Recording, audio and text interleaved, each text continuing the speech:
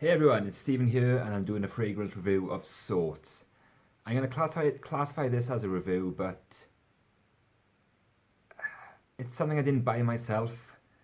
I was sent this for free, so I feel odd to review it because most of the things I review are based off my own purchases. Subsequently, that means I'm more likely to give it a favourable review because it's money I've spent myself. And yeah, this bottle was sent to me for free, so I don't want to trash it. Not that I would, because I would just not post a video in that case. But just, I guess, know this is probably biased and askew because the bottle was sent to me for free. That's going to influence my opinion of it. So here we go. Right, I did any first impressions of me smelling this for the first time, so I'll cut that in now and then come back with some further thoughts.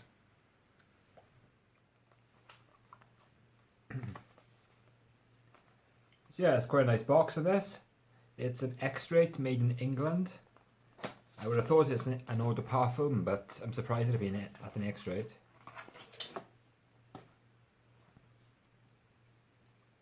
Yeah, I must say that's a really good bottle. It just kind of looks, yeah, fair play. That's a nice looking bottle. So yeah, there's a good sprayer on that too. So it's been a while since I've done my first impressions. I forget what it's like. So okay, there's not much of an aroma coming to me here, but I'm going to go in close. So off the bat, as people say, it's very green, but also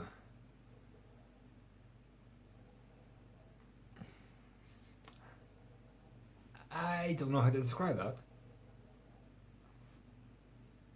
I would say, I think it's coumarin. There's that kind of hay smell. It's green, but not in the sense of things like pine or what else could be green. The typical green notes, patchouli, vetiver of sorts. I'm not getting that. But there's more of a kind of, it's kind of going towards like a sheep, I'd say. I'm not sure. I do the bad thing of smelling it too closely all the time. But this is kind of ringing off bells. There's similarities to many things. Probably most notably would be Fougere Royale, but I'm not really seeing not much of a Fougere aspect in this scent. It's quite airy too. Like, it's not a dense fragrance by any means. There's something a bit effervescent to it. For some reason too, it's making me think of Fahrenheit. Like, there's a crazy thing where I have this Attar by Sultan Pasha, which is called Fougere something, and it really reminds you of Fahrenheit. It has, but they smell nothing alike, but somehow it makes me think of Fahrenheit. It's really weird. I'm having this here. In fact, there's a similarity to Fahrenheit Absolute. There's a kind of this spicy cumin sort of, yeah, I can get that association. Interesting. So it's odd, yeah. I would have thought it's a heavier lavender scent. I can't pick that up at all. Lavender doesn't. My nose is terrible, I'll tell you this. But yeah. Right, yep, so Gravitas pour Homme. I've used maybe 10% of the bottle, so I've worn it a couple of times, maybe 6 or 7 times. I have a decent idea of how it is. So I'll be honest, this smells good. It doesn't smell poor. There's no obvious syntheticness to there. It feels like, there's quality running through this throughout. Personally, the scent isn't something I really gravitate towards. It's a bit kind of, it doesn't have really that much richness and depth to it as I'd like. I find there's a kind of, it's there, and I don't know, just I prefer kind of darker scents.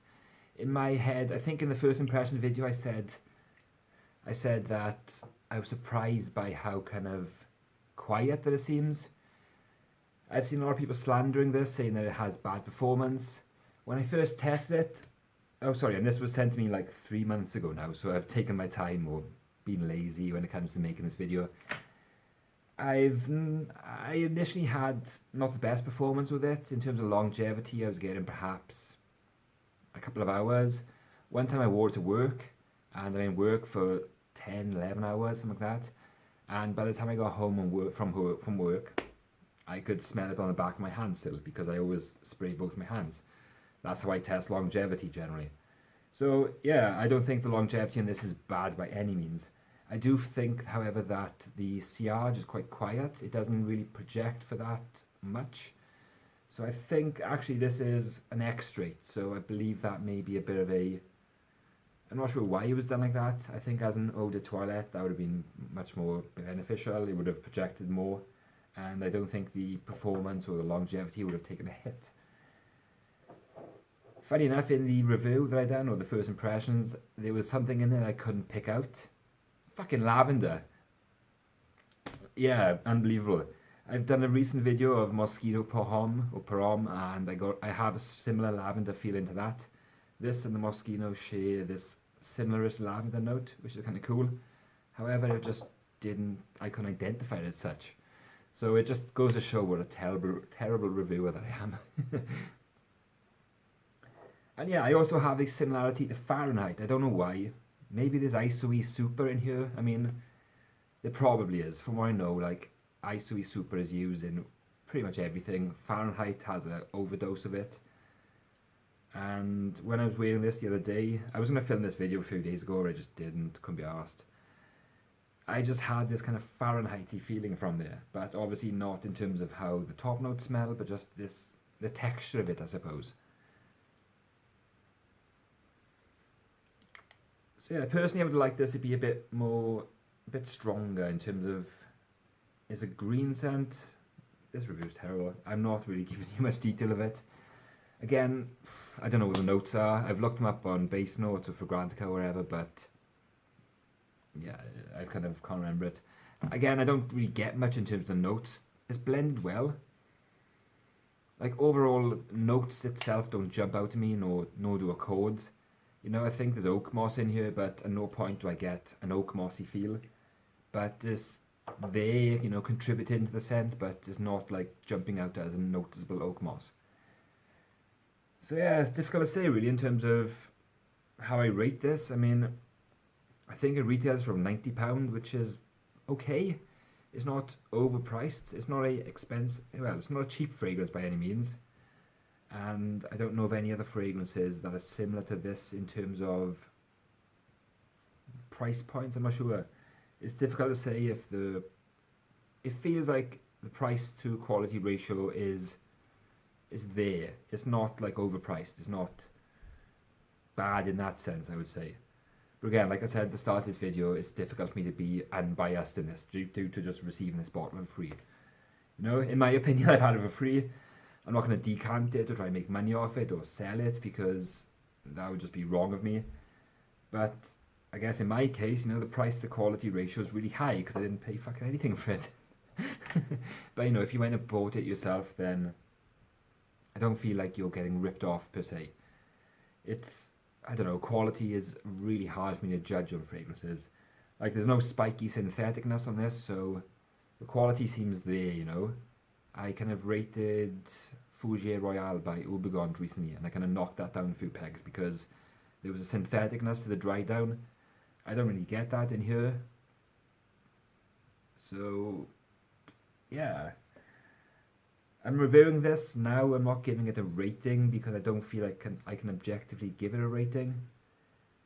But my channel's small. Nobody watches my videos, so, you know, in terms of putting people off or kind of steering somebody towards purchasing this fragrance, then I don't think this video is going to do either. So, so yeah, I'm happy that I own it. I'll do wear it from time to time. Like I said, I've had this for 2 to 3 months, and I do reach for it.